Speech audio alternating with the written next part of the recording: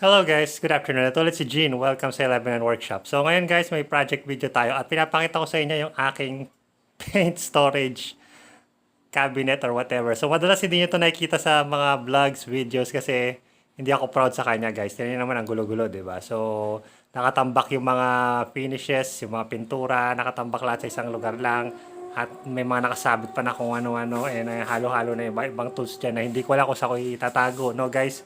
So, babaguhin natin to, ayusin natin, i-organize natin, kakalasin natin yung cabinet na yan, and gagamitin natin yung same cabinet na yan, yung kahoy dyan, gagamitin natin sa paggawa ng bagong paint storage cabinet. No? So, that's good plywood, guys. Magandang klaseng plywood yung ginamit ko riyan. So, sayang naman kung itatapon natin, kaya i-recycle natin para gawing bagong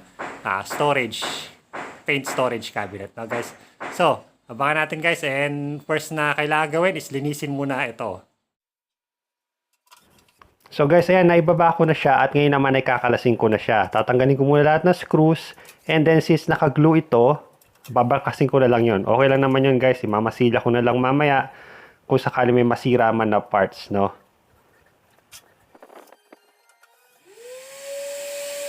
Ngayon naman guys, i-rip cut ko na yung plywood sa kanyang overall width kasama yung pinto which is 23 centimeters.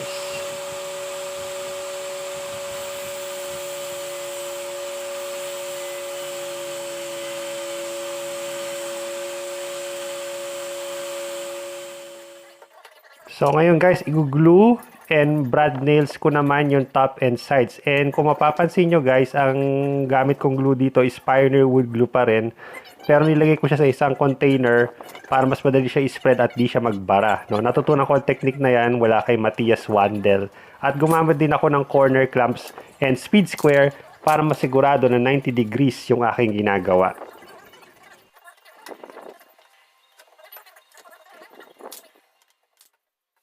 At ngayon naman, ini-screw ko lang na countersink para lang sigurado na hindi siya matanggal, no? Sigurado naman yung glue and yung brad nails pero gusto kong magbaka manigurado kasi mabigat yung ilalagay ko sa lalagyan na ito.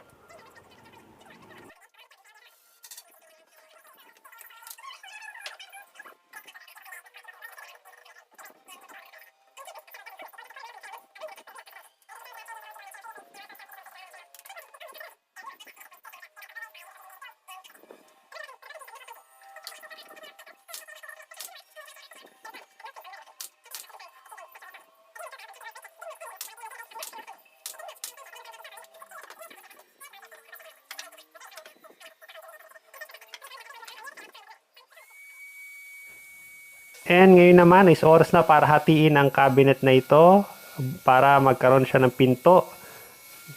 And I'm using my table saw para dyan. So i-split ko lang yung ginawa kong box.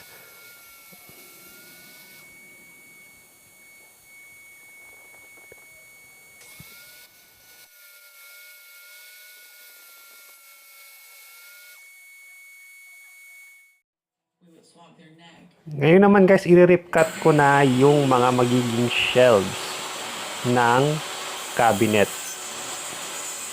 So gumamit lang ako ng table saw para dyan, para mas madali nga lang. 3 shelves yung kailangan ko, pero kinulang tong plywood na to, 2 lang yung nagawa ko. So naghanap na ako ng scrap dito and nakita ko is yung kahoy dun sa aking portable workbench dati na Hoyoma. So yun na lang ginamit ko.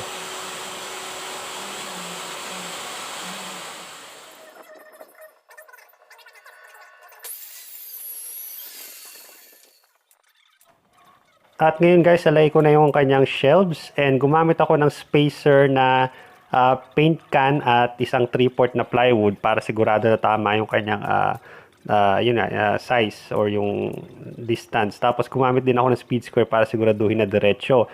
And then binrad nails ko muna to guys, hindi ko na ginlue, brad nails lang tapos i-screw ko lang reinforcement mamaya, no?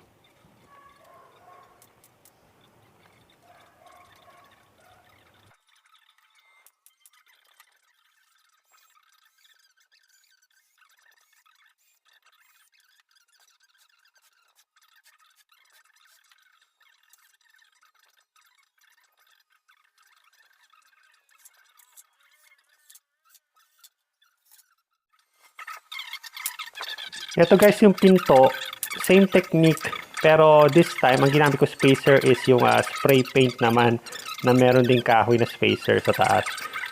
So same technique lang yan, brad nails and screws.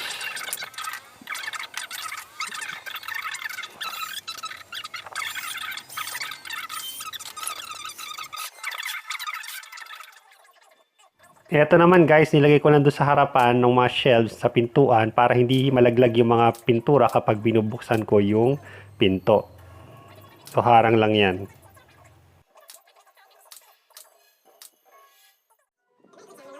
So, imbis na plywood guys, naisip ko na ikikabit doon sa harapan yung front panel niya is a GI sheet, no, na bakal. So, para yan mas madali kung pwede ako dikit ng mga magnets. Mamaya papakita ko sa inyo kung ano silbi yan. At pwede rin siyang gawin parang DIY na whiteboard, no? Pwede ko sulatan ng whiteboard marker at madali siyang burahin kaysa sa plywood, no? So, ayan, binrad nail ko lang siya pansamantala habang wala pa yung mga nilagay ko yung kahoy na trim sa labas. At ito guys, ilalagyan ko na nung kanyang trim para hindi malaglag o hindi matanggal agad yung GI sheet. And ang gamit ko rin dito is 1/2 na marine plywood na ni-recycle ko gamit dun sa, galing dun sa crate or dun sa kahon ng aking Lotus compressor. At binabrad nail ko lang siya in place guys. Wala nang glue ito guys. Tinadtad ko lang siya ng brad nail para lang hindi siya malaglag.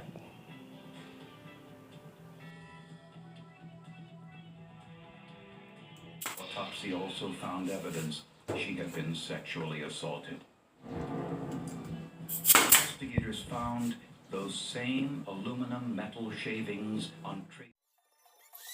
Ngayon guys, ni-router ko lang yung paglalagay ng bisagra para lang magkaroon siya ng space, no?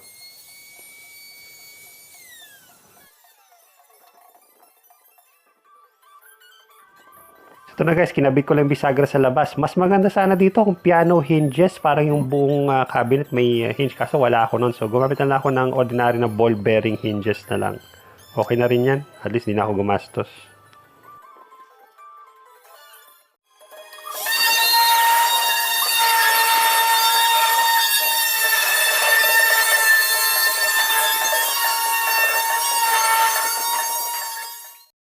And gumamit lang ako ng Fed tight plastic wood para i-fill lahat ng screw holes at lahat ng kanyang butas. So ngayon guys, pipinturahan ko lang siya nitong maroon colored na to. Wala kasi ako ibang pintura sa shop. Ito lang meron ako. So okay na yan. I'm just applying yung paint gamit ang isang foam brush and hindi ko na pinrimer yan. So okay lang yan guys. Ginamit ito kasi latex to. So that would work. It's a shop project guys, so hindi ko na kailangan na sobrang ganda. Hindi ko na nga pininturahan yung loob yung labas lang para lang maprotektahan siya kahit papano sa moisture kasi ang lalagay ko tong cabinet na to malapit sa CR.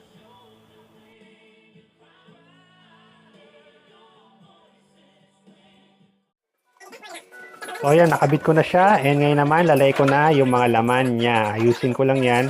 Yung mga spray paints at yung mga matatangkad, yung mapayat na lata is doon sa pinto and yung mga pintura naman is doon sa loob mismo ng cabinet. And ngayon puno na siya guys. Pag sinara mo, nasa labas niya is GI sheet. So bakal yan. So pwede ako maglagay niya ng magnets. Ano ba, lagyan ko ng mga plants, ganyan. Ayos. Guys, thank you so much for watching. I'll see you guys again next time. This is Gene from 11.9 Workshop. Adios.